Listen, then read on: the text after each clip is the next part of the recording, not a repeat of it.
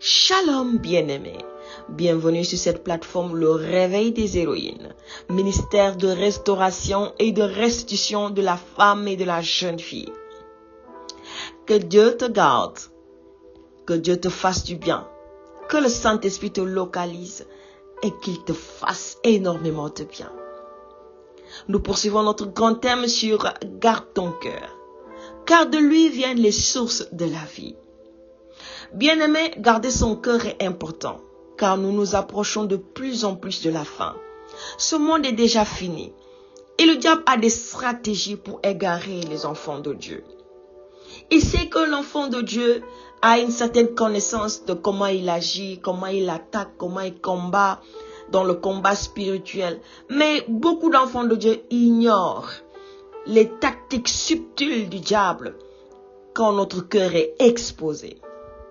Quand notre cœur est exposé, nous ne permettons pas à Dieu d'agir. Quand notre cœur est exposé, nous attirons le mal. Ce mal peut venir de la rétribution de Dieu, comme ce mal peut venir directement d'une attaque du diable due à notre exposition. Bien-aimés, gardons nos cœurs. Et notre thème du jour est « Garde ton cœur devant les situations. Garde ton cœur devant les situations qui t'entourent. » Car Saul était appelé, mais n'a pas su garder son cœur. En résumé de ce thème, nous dirons, Saul était appelé, mais n'a pas su garder son cœur devant les situations. Alors, je décide de garder mon cœur devant les situations, car je suis appelé. Lisons la parole de Dieu dans 1 Samuel 18, à partir du verset 6.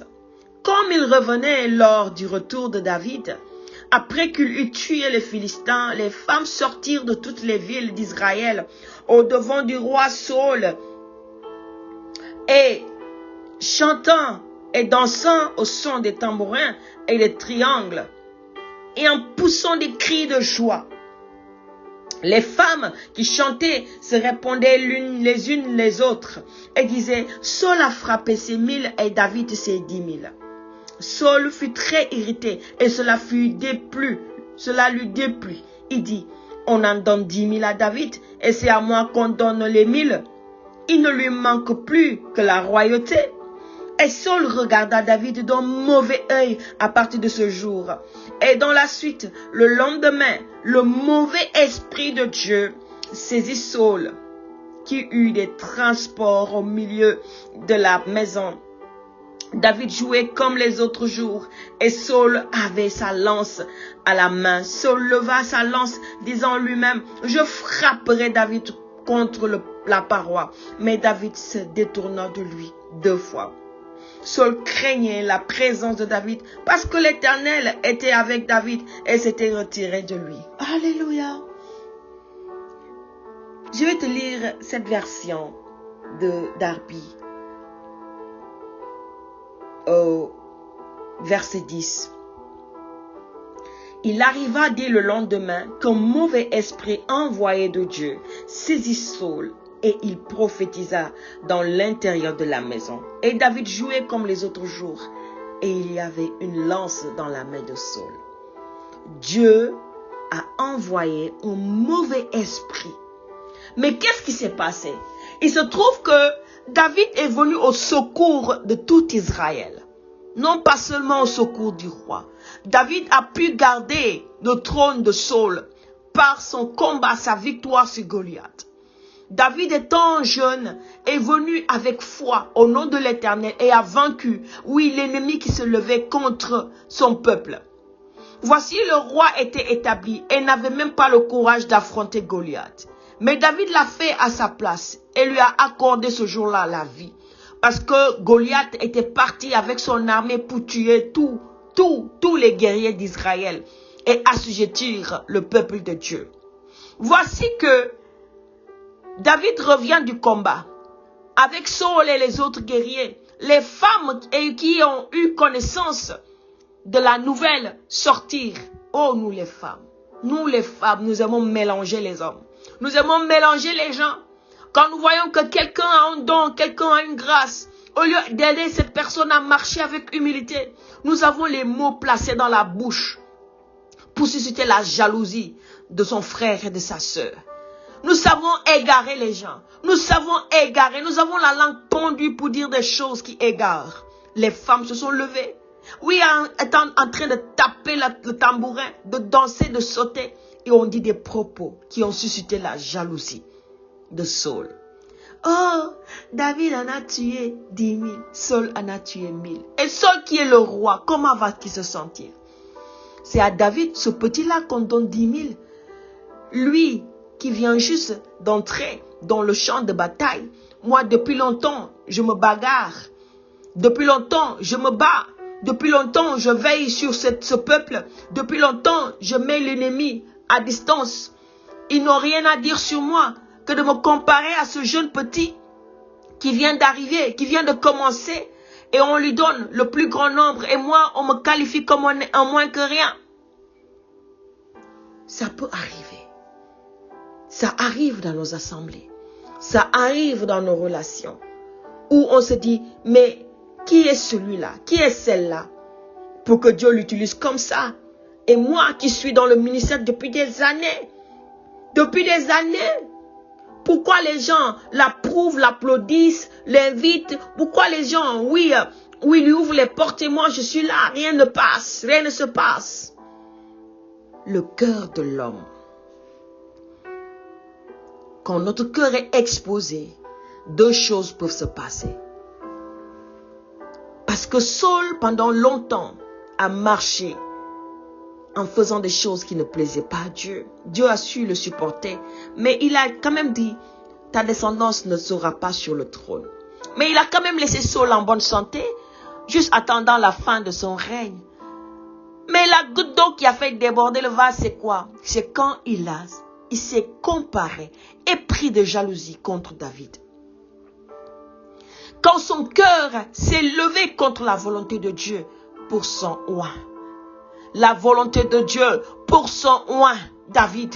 Quand Saul s'est levé contre ça, oh là là, son cœur était exposé. La parole va nous dire que Dieu a envoyé un mauvais esprit. Ce mauvais esprit, dès qu'il est entré en Saul, Saul n'était plus le même. Il avait soif de sang. Il avait soif de tuer. Il avait soif de faire du mal. Il ne pouvait plus plaire à Dieu. Il ne pouvait plus servir Dieu. Il ne pouvait plus adorer Dieu. Il ne pouvait plus faire des choses qui honorent Dieu. Tout ce qu'il voulait, c'est détruire David. Tout ce qui lui faisait plaisir, c'est détruire David. Parce qu'il savait que le choix de Dieu était sur David. La parole va nous dire que, oui, Saul s'est senti mal. Saul craignait la présence de David. Parce que l'Éternel était avec David et s'était retiré de lui. L'Éternel était avec David et s'était retiré de lui. L'Éternel était avec David et s'était retiré de lui. Mais, quel est le problème de David dans ça, dans le choix de Dieu?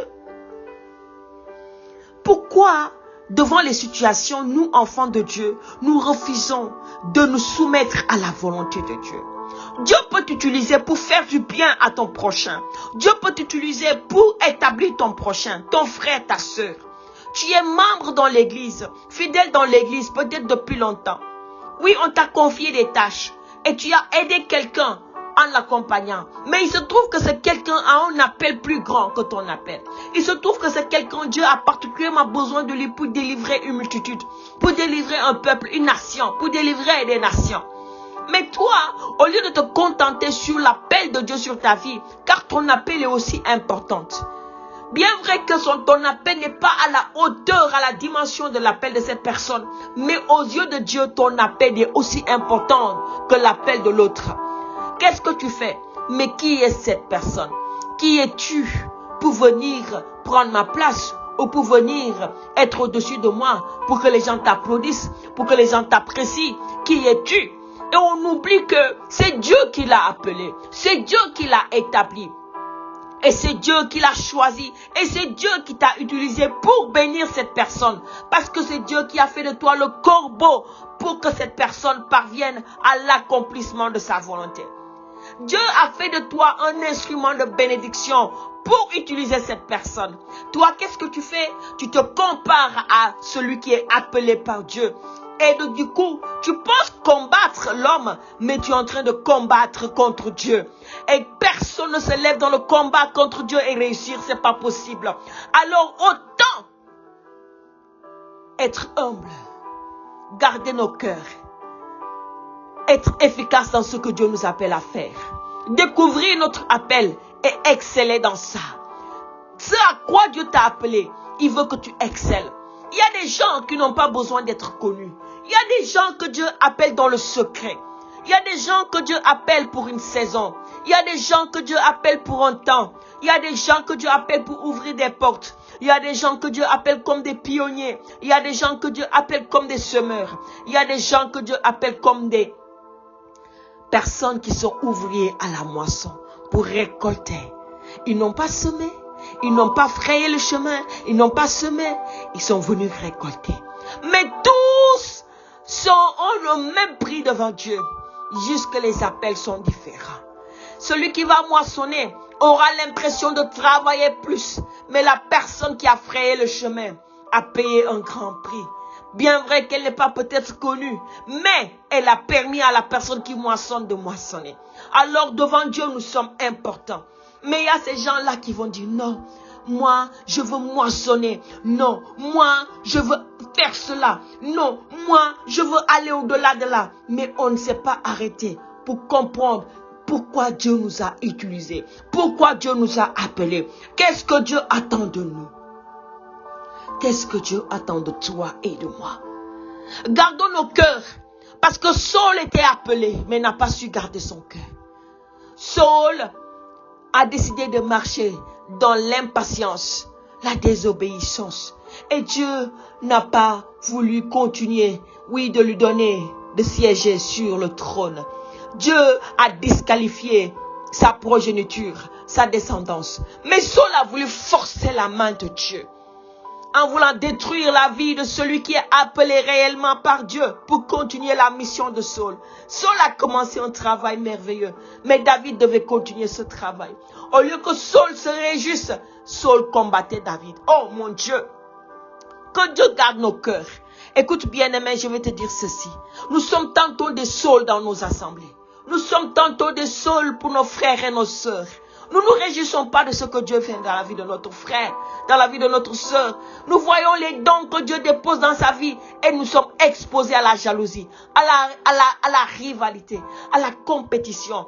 Et sans qu'on se rende compte, nous ouvrons des portes aux ténèbres. Et un mauvais esprit peut venir à nous. Au lieu que Dieu nous utilise, nous devenons des sorciers dans l'église. Nous devenons des sorciers dans l'église. Nous combattons nos frères et nos sœurs tout simplement parce qu'on n'a pas su garder notre cœur. Quand notre frère, quand notre sœur se lève et prophétise, nous disons, c'est le diable. Quand il chante et que les gens sont délivrés, nous disons, c'est le diable. C'est l'esprit des eaux. C'est la sirène des eaux qui chante comme ça. Ah Seigneur, nous blasphémons. Et quand Dieu utilise cette personne pour gagner une multitude, nous disons, regarde-la. Peut-être que c'est un pharmacien, une femme qui évolue dans l'occultisme. Nous sommes là en train d'accuser les élus de Dieu, en train d'accuser ceux que Dieu a appelés élus, qualifiés, parce qu'il les a préparés dans le secret. David a été préparé dans le secret. Avant de venir sur le champ de bataille, il a été préparé par Dieu dans le secret. Il a combattu contre l'ours, contre le lion. Il a combattu contre le prédateur. Donc quand Goliath s'est levé comme un prédateur sur Israël, David l'a vaincu. Parce qu'il a appris à vaincre celui qui convoitait. Oui, la progéniture précieuse. Écoute bien ce que je suis en train de dire. Ne soyons pas des Sauls pour les David. Mais soyons des gens qui se réjouissent pour notre frère et notre sœur. En disant, oh, Seigneur, si j'ai fait 1000, utilise-moi pour que les gens que tu me confies en fassent 10 000. Plus que moi. Plus que moi. Et Dieu va t'établir pour que tu formes une génération qui va en faire 10 000, 20 000, 100 000, 1 million. Tout simplement parce que ton cœur s'est disposé. Au ciel, Avant de couronner celui qui en a fait 10 000, on va t'appeler d'abord toi. Te couronner. Parce que tu as été pionnier. Parce que tu as moissonné et que tu as permis d'autres de récolter. Ou bien peut-être parce que tu n'es ni pionnier, ni moissonnier, ni semeur, mais tu as su obéir dans la moisson, reconnaître et honorer Dieu dans le temps de la moisson. Ne soyons pas Saul qui était appelé, mais qui n'a pas su garder son cœur. C'est une chose d'être appelé, mais c'est une autre chose d'être élu. Tous sont appelés, mais tous ne sont pas élus. Garde ton cœur. Garde ton cœur et soutiens ta sœur à évoluer avec Dieu. Garde ton cœur et soutiens ton frère à évoluer avec Dieu. Garde ton cœur et soutiens, oui, le peuple de Dieu à évoluer. Nous sommes à la fin des temps. L'église n'a pas besoin d'être dispersée. L'église a besoin de marcher dans l'unité. L'église a besoin de triompher dans l'unité, dans l'amour. C'est ainsi en devenant un bloc que nous pouvons triompher des œuvres du diable et triompher du diable lui-même avec le nom de Jésus. Écoute ceci, bien-aimé. Dieu aujourd'hui te dit ceci. Et il est en train de toucher ton cœur en ce moment.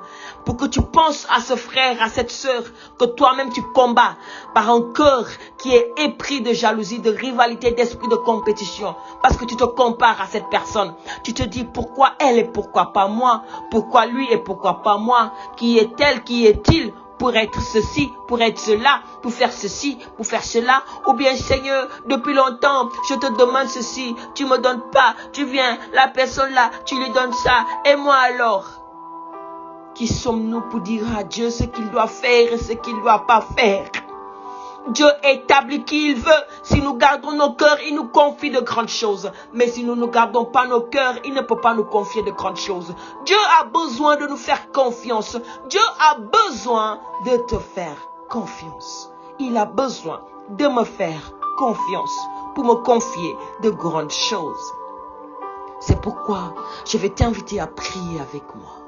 Seigneur, pardonne-moi.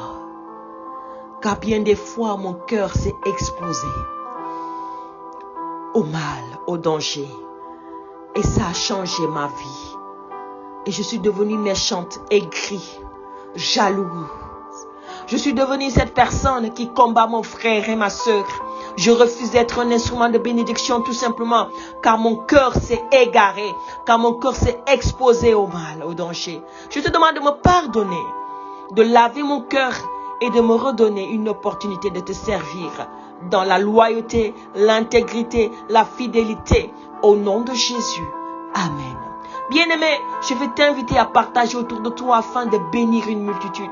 Que Dieu te bénisse et te garde et je te donne rendez-vous demain pour continuer sur ce thème par la grâce de Dieu. D'ici là, shalom chez toi. Alléluia.